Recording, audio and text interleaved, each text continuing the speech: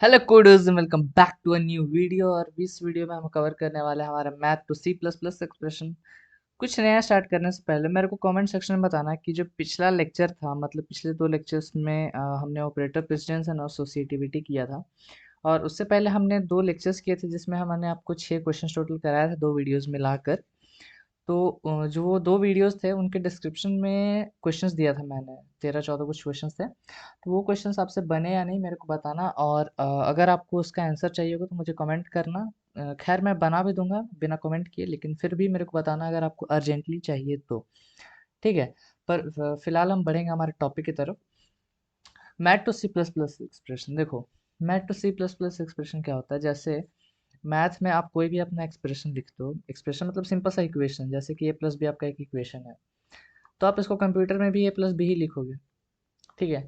लेकिन कुछ कुछ ऐसा मेरा यहाँ पर ऑपरेशन होता है, एक्सप्रेशन होता है, जिसको आप सिंपली नहीं लिख सकते हो। जो मैथ में होता है उसको आप सिंपली कंप्यूटर लैंग्वेज में वैसे वैसे का वैसा नहीं लिख सकते हो। जैसे कि अगर आप मैथ में लिखते हो ए बी, तो इसका मतलब होता है मैथ में ए इंटू बी।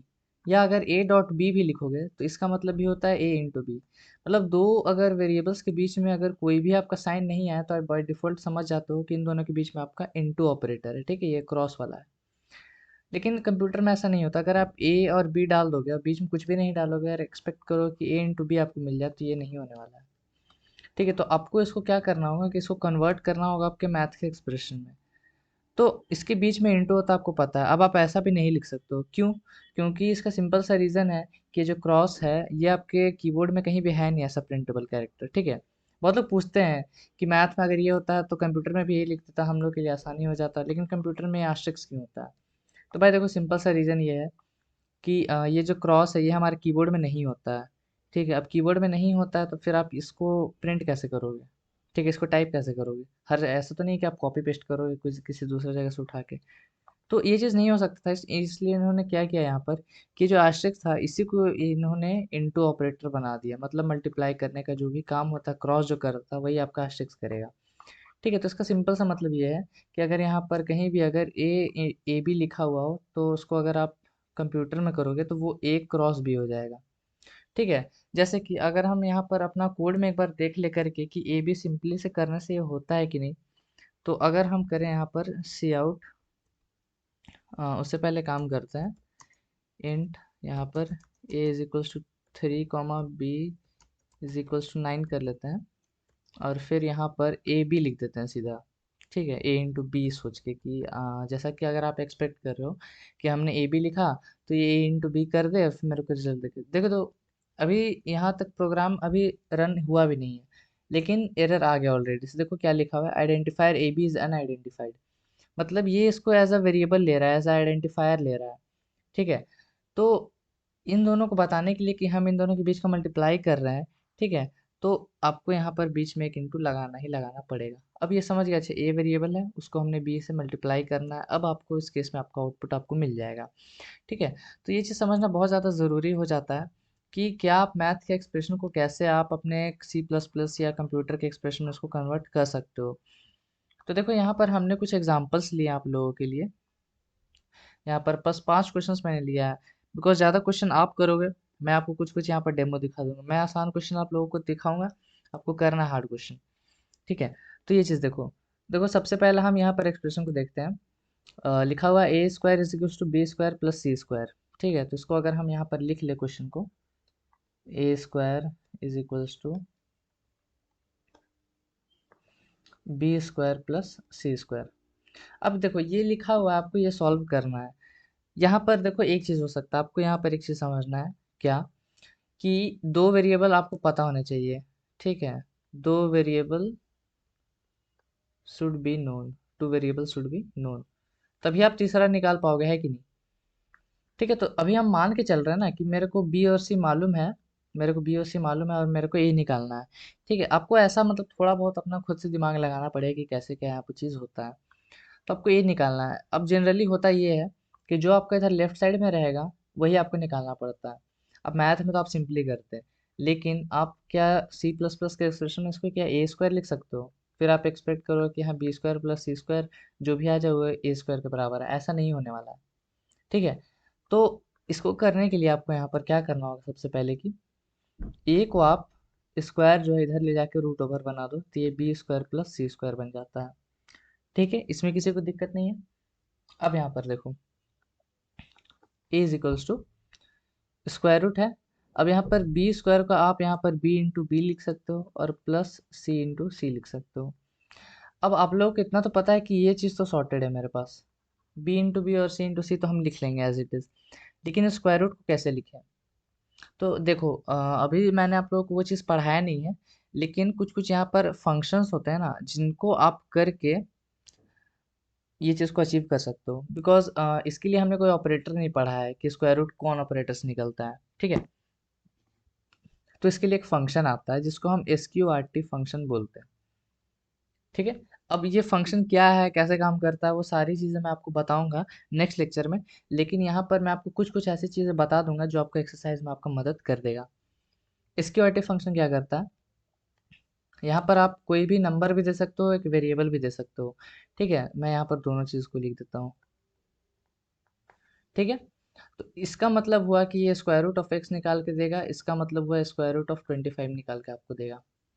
ठीक है, तो SQRT क्या करता है, एक बस यहाँ पर देखो इसको हम पैरामीटर्स बोलते हैं। ठीक है, मतलब अभी आपको समझने वाला टर्म याद करने की ज़रूरत नहीं है, लेकिन बस बता रहा हूँ। इस ब्रैकेट के अंदर आपको सिर्फ एक ही चीज़ देना है। ठीक है, कॉमा डाल के दो तीन चीज़ मत दे देना, बस एक चीज़ देना है, एक बार में एक चीज़। तो आपने यहाँ पर मान लो आपको 25 का स्क्वायर रूट चाहिए, तो आप SQRT लिखोगे और ब्रैकेट में 25 लिख दोगे। ठीक है, तो ये इसका फॉर्मेट होता है स्क्वायर रूट का। तो चलो, अब चूंकि हमने ये चीज़ कर लिया है, तब हम क्या करेंगे कि a इज इक्वल्स टू, अब ये स्क्वायर रूट में है तो हम इसकी जगह पर SQRT लिख सकते हैं स्क्वायर रूट, और फिर ब्रैकेट में यहाँ पर क्या आएगा, b इंटू बी और प्लस सी इंटू सी। अब आप लोगों को लग रहा होगा कि मैंने यहाँ पर बोला कि यहाँ पर बस एक ऑपरेटर रहेगा, बस एक वेरिएबल रहेगा, लेकिन यहाँ पर मैंने दो दो वेरिएबल डाल दिया। देखो, ये अलग है और ये अलग है, ऐसा क्यों? मतलब है दोनों एक ही चीज़, लेकिन मेरा बोलने का ये मतलब है ना कि आप ऐसा यहाँ पर वैल्यू डालो कि इस सबको सॉल्व करके बस एक ही आपको आउटपुट मिले। समझो ध्यान से, आप यहाँ पर कितना लंबा भी चौड़ा भी एक्सप्रेशन डाल सकते हो। ठीक है, स्क्वायर रूट के अंदर ऐसा ज़रूरी, मतलब ज़रूरी तो है कि एक्स का मतलब ये है ना यहाँ पर कि मतलब इसको सॉल्व करके जो भी आए वो बस वन वैल्यू रहे। ठीक है, वो बस वन वैल्यू आपके तौर पे मिले, ऐसा नहीं कि चार पांच वैल्यू मिल रहा है। समझ रहे हो बात? तो इसको अगर आप सॉल्व करोगे फाइनली, तो मान लो सपोज कर लो अभी हम यहाँ पर क्या करते हैं, बी की वैल्यू और सी की वैल्यू को अज्यूम करके चलते हैं कि बी में हमने यहाँ पर लिया है 3 और सी में हमने लिया है 4। तो अब बी इंटू बी करोगे तो यहाँ पर आपको 9 प्लस यहाँ पर क्या मिलेगा, 4 इंटू 4 करोगे तो 16 मिलेगा। अब आप इसको करो तो 25 आ गया। ठीक है, मतलब इसका फाइनल जो इसको सॉल्व करने पर आपको मिल रहा है वो एक वैल्यू है 25। ठीक है, ऐसा है। तो ये चीज़ आप लोगों को बहुत ज़्यादा समझने की ज़रूरत है यहाँ पर। ऐसा नहीं है कि ये बहुत कुछ बड़ा चीज़ है, ये बहुत लोगों को मतलब बिना बताए उनको समझ में आ जाता है, बहुत लोगों को ये चीज़ समझ में नहीं आता है। तो जिनके लिए नहीं आता उनके लिए एक्सप्लेनेशन इतना थोड़ा सा डीप में जाता है कि इसके अंदर बहुत लोग बोल देते हैं कि बस SQRT में एक ही अपना और मतलब यहाँ पर वेरिएबल इनपुट लेता है, तो फिर मैं क्या बाद में इनपुट नहीं दे सकता हूँ? क्या ऐसा इनपुट हम दे सकते हैं? बिल्कुल दे सकते हो। फंडा ये है कि आप यहाँ पर कितना बड़ा भी एक्सप्रेशन दो, एक वैल्यू लास्ट में आना चाहिए। ठीक है, और एक चीज़ ध्यान रखना, SQRT है, ये एक मैथमेटिकल फंक्शन है, तो अंदर आप ऐसा बेवकूफ़ी मत करना कि यहाँ पर फॉल्स वगैरह डाल दो या फिर यू वगैरह CHU वगैरह डाल दो। ठीक है, नंबर है, नंबर ही डालना, इतना चीज़ ध्यान में रखना। ठीक है, तो ये हो गया इसका, ये मैथ से हमारा C++ का एक्सप्रेशन। ठीक है, यहाँ पर देखो SQRT मिला तो पहले ये ब्रैकेट वाला पहले सॉल्व होता है, आप लोगों को पता है। उसके बाद इंटू ऑपरेटर का प्रेसिडेंस पहला है, तो यहाँ बी इंटू बी पहले हो जाएगा, सी इंटू सी बाद में होगा, फिर दोनों को स्क्वायर करके जो भी आया वहाँ पर ऐड किया जाएगा, उसके बाद जो ऐड करके आया उसका स्क्वायर रूट यहाँ से निकाल दिया जाएगा। ठीक है, तो अगर मैं बोलूँ कि x इज इक्वल टू आपको अंडर रूट ए फाइंड करना है, ठीक है, तो इसका आपको अगर C++ में एक्सप्रेशन लिखना है तो आप कैसे लिखोगे, x is equal to SQRT of a. ठीक है, सिंपल सा ही है, अब ए ही के जगह पर इतना सारा बड़ा चीज़ आ गया। तो ऐसा आप लोगों को अप्रोच करना है अपने प्रॉब्लम को। अब फिलहाल हम इसको हटाते हैं और हम सेकंड क्वेश्चन को देखेंगे। देखो यहाँ पर y2 minus Y one by X two minus X one. ठीक है, मेरे को बताओ ये किसका फॉर्मूला है, ये स्लोप का फॉर्मूला है। ठीक है, तो y2 minus Y one by X two minus X one, ये चीज़ है। तो यहाँ पर देखो, देखो जनरली क्वेश्चन दो टाइप का रहेगा। आपको या तो ये इक्वल टू दिया हुआ रहेगा, तो उससे आपको पता चल जाएगा कि जो इधर साइड जो एक वेरिएबल है उसका मेरे को वैल्यू फाइंड करना है। और कभी कभी ऐसा केस है कि कुछ दिया ही हुआ नहीं रहेगा, तो इस केस में आपको क्या करना है ना, इसका आपको जो भी सॉल्व करके आपको इसका जो भी सॉल्व करके आपको आंसर मिलेगा, उसको एक वेरिएबल में स्टोर करा लेना है। ठीक है, तो हम यहाँ पर सपोज कर ले एक आंसर वेरिएबल बनाते हैं ANS, और उसको जो भी इसका सॉल्व करके आएगा हम उसको आंसर में स्टोर करा लेंगे। उसके बाद देखो y2 y1 x2 x1 आपका क्या है, वेरिएबल है यहाँ पर। तो अगर इसको सिंपली मैं लिखूं तो ये हो जाएगा। अब मेरे को बताओ क्या ये सही है? मेरे ख्याल से ये पूरा का पूरा गलत है। गलत इसलिए है बिकॉज देखो, अगर आप इसको सिंपल सॉल्व करते हैं तो आप क्या चाहते हैं कि पहले मेरा ये वाला पार्ट पहले एग्जीक्यूट हो जाए, मतलब y2 माइनस वाई वन मेरा पहले हो जाए, और फिर x2 माइनस x1 हो, उसके बाद जो दोनों को माइनस करके आ रहा है फिर यहाँ पर डिवाइड हो। राइट, आप यही चाहोगे। लेकिन देखो इसके केस में यहाँ पर हो क्या रहा है, इस एक्सप्रेशन में देखो दो वेरिएबल्स आ रहे हैं, यहाँ पर दो ऑपरेटर्स आ रहे हैं, सॉरी। एक आपका माइनस आ रहा है जो कि यहाँ पर है और यहाँ पर है, राइट। और एक आपका डिवीजन ऑपरेटर आ रहा है जो यहाँ पर है। अब आपको पता है कि ये जो डिवीजन ऑपरेटर है इसका हायर प्रेसिडेंस होता है माइनस से, तो ये वाला जो ऑपरेटर है वो तो पहले एग्जीक्यूट हो जाएगा। मतलब आपका अगर प्रोग्राम चलना स्टार्ट होगा ना, तो वो आपको पहले ये वाला पार्ट आपको एग्जीक्यूट करा देगा, जो कि आप बिल्कुल भी नहीं चाहोगे।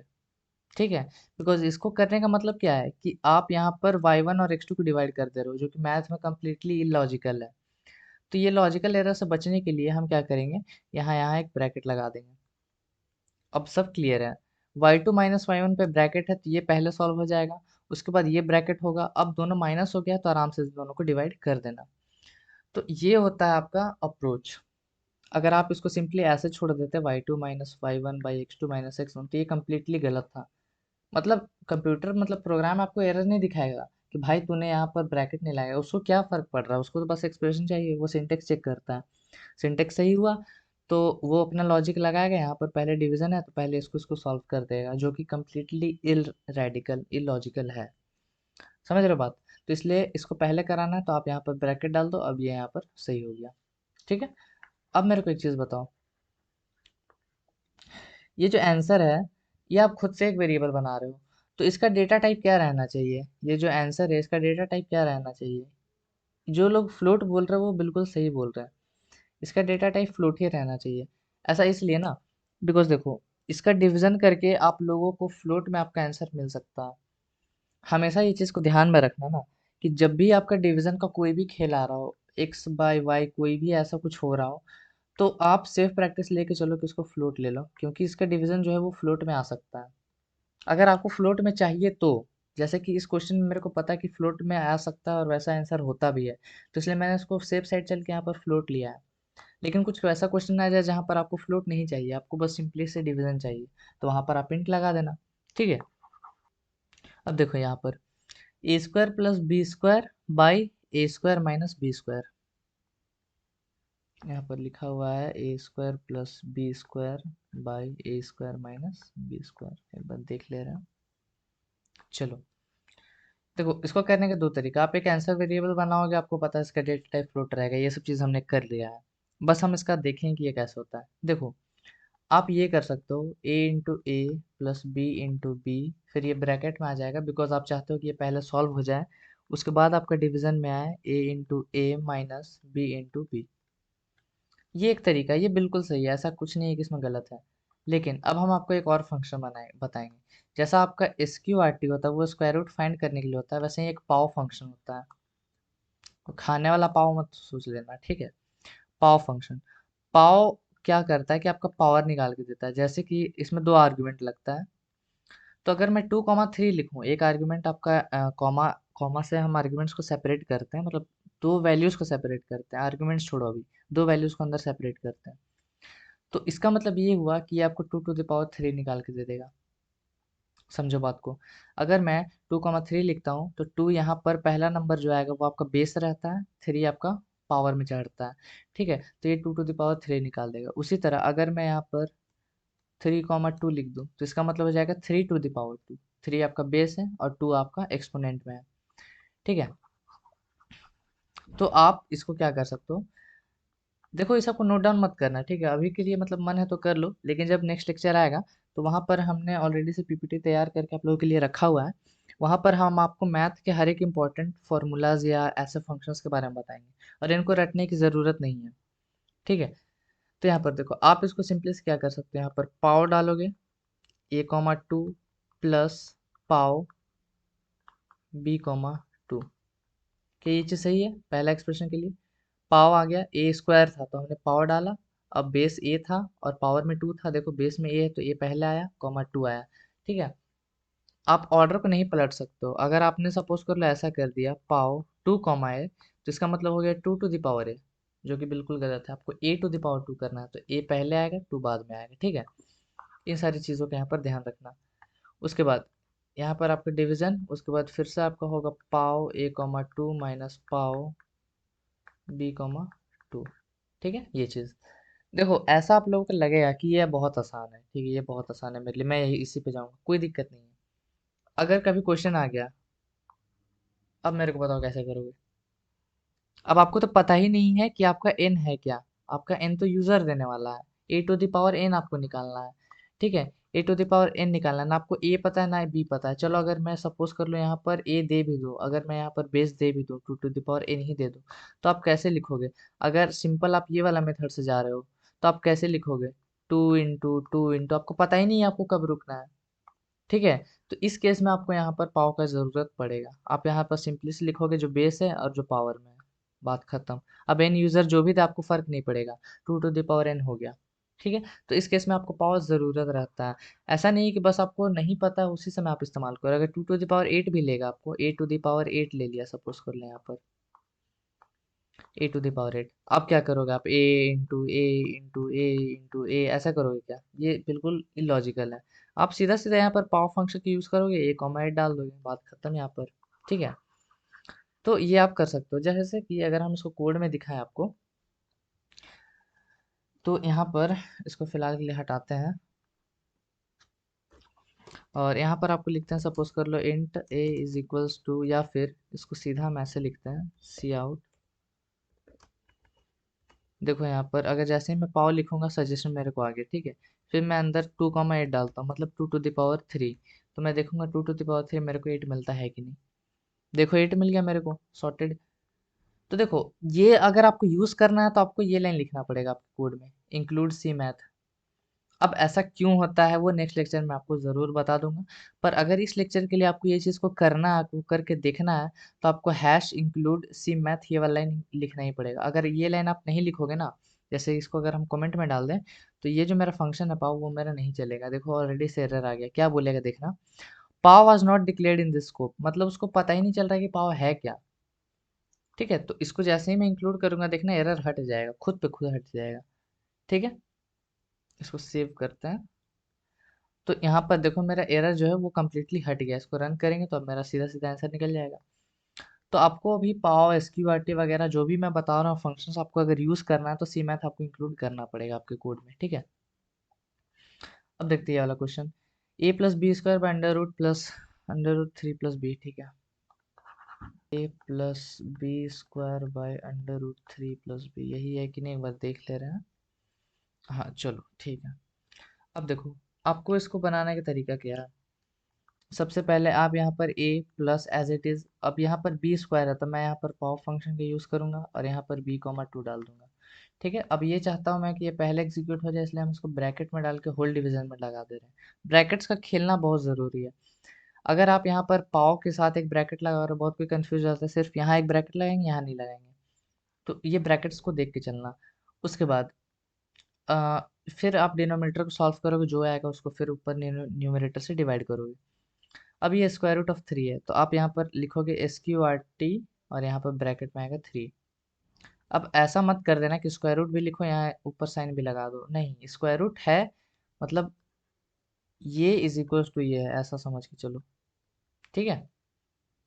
और यहाँ पर आएगा आपका प्लस बी, तो √3 पहले हो जाएगा, फिर प्लस बी, फिर ये भी हो जाएगा, न्यूमरेटर डिनोमिनेटर सॉल्व हुआ, उसके बाद आपका दोनों चीज़ एग्जीक्यूट हो जाएगा साथ ही साथ। तो ये है, देखो जैसे आपका स्क्वायर रूट फंक्शन होता है वैसे ही आपका एक क्यूब रूट फंक्शन होता है, उसके लिए होता है CBRT, यहाँ पर भी आपका सेम चीज़। तो क्यूब रूट कब होता है आप लोगों को पता है, जब यहाँ पर 3 रहे, ठीक है। जैसे यहाँ 27 दे दिया, फिर आपको अगर मैं लिखूँ CBRT 27, तो वो आपको निकाल के दे देगा 3। जैसे कि अगर हम कोड में देखें, CBRT, देखो यहाँ पर सजेस्ट भी करता है CBRT, यहाँ पर मेरे को डालना है 27, ठीक है। इसको कमेंट में कुछ देर के लिए डाल देता है। मेरे को 3 मिल गया, ठीक है। 27 का क्यूब रूट 37 होता है। अब ये मत सोचना कि भाई, ये सवाल तो मत पूछना कि क्यूब का भी कोई फंक्शन होता है, कि भाई यही यूज़ कर लो ना, पावर 3, पावर के लिए सब सॉर्टेड है, लेकिन क्यूब रूट अब हर एक के लिए नहीं बनाया गया है। जैसे कि यहाँ पर 4 है तो उसके लिए नहीं बनाया गया है, ठीक है। वो स्क्वायर और क्यूब रूट के लिए ही है, फिर आपको वहाँ पर उतना आपको आएगा भी नहीं, ठीक है। Square cube root is enough. Fourth question देखते हैं। अच्छा, हमने अभी तक फोर्थ भी देखा था ना, चलो। तो लास्ट क्वेश्चन बच गया मेरा। A² + B² - 2AB लिखा हुआ है। A² - B² - 2AB। देखो, इसको मैं बताता हूँ, दो अप्रोच है। एक तो आप क्या करो, अपना सिंपल अप्रोच से जाओ, आप यहाँ पर करो पाव A, 2, A² + B² है ना शायद, हाँ, प्लस पाव B, 2 -2*A*B। आप ये करो, ये भी सही है। या फिर आप इसको ऐसे भी कर सकते हो, A² + B² - 2AB। अब आप लोगों को पता है ये किसका फॉर्मूला है, यहाँ पर A - B² का फॉर्मूला है कि नहीं। ये चीज़ A - B² का फॉर्मूला है। तो आप इसको सिंपली लिख दो ऐसे कि पाव A - B, और इसको ब्रैकेट में डाल दो, कॉमा 2। सिंपल, एक लाइन में हो जाएगा, खत्म। तो इसको अगर सॉल्व करोगे तो A - B करके जो भी आपका आएगा वो पहले सॉल्व कर दिया जाएगा, फिर उसका स्क्वायर कर दिया जाएगा, और यहाँ पर खेल खत्म, शॉर्ट में एकदम। तो मतलब आपको सोचने का तरीका आना चाहिए कि कैसे मैं ये जो, देखो ये एक्सप्रेशन आप लिखोगे, आपका टाइप करने में समझ जाएगा इतना।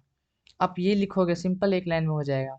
तो आपको कभी कभी ये सारा चीज़, छोटा मोटा चीज़ आपको दिमाग में लगाना है। ये देखो, ये बहुत सिंपल फॉर्मूला था तो मैंने ये चीज़ लगा दिया। कोई बहुत बड़ा फॉर्मूला आ जाए तो ज़रूरी नहीं कि आप इसको शॉर्ट फॉर्म खोजते चलो, ठीक है। आप जैसा लिखा है वैसे ही कर दो, सॉल्व तो कंप्यूटर को करना है, हमने थोड़ी सॉल्व करना है। तो ये चीज़, तो यहाँ पर देखो, अब मैंने सारे क्वेश्चंस आप लोग को यहाँ पर बता दिए। 5 क्वेश्चंस मैंने लिए थे खुद से, और एक्सरसाइज में 10 से 12 क्वेश्चंस होंगे, उन लोगों को आप खुद से बनाना। उसका मैं आंसर सीरीज में उसके आंसर्स को ला दूंगा। पर फिलहाल इस वीडियो को रखेंगे यहीं पर। मेरे को कमेंट सेक्शन में बताना आपको समझ में आया कि नहीं, math to C plus expression क्या होता है, क्यों हम इसको कन्वर्ट करते हैं, ऐसा ज़रूरी क्यों है, ठीक है। और 3 फंक्शन मैंने आप लोगों को बताया, पाव A, 2, SQRT A और CBRT A, सारा स्मॉल है, ठीक है। सारा कीवर्ड है, सारा स्मॉल है। और इसको यूज़ करने के लिए आप लोगों को ये लाइन लिखना पड़ेगा, हैश इंक्लूड cmath.h, cmath, ठीक है। ये लाइन आपको इंक्लूड करना पड़ेगा। और फिलहाल आप लोगों को इतना ही हम रखते हैं। नेक्स्ट वीडियो में मैं आपको बताऊंगा कि ये SQRT फंक्शन क्या है, CBRT, और बहुत सारे फंक्शन होते हैं, जैसे मॉड होता है, मैक्स मिन होता है, फ्लोर सील राउंड वगैरह, मतलब बहुत सारा फंक्शन होता है।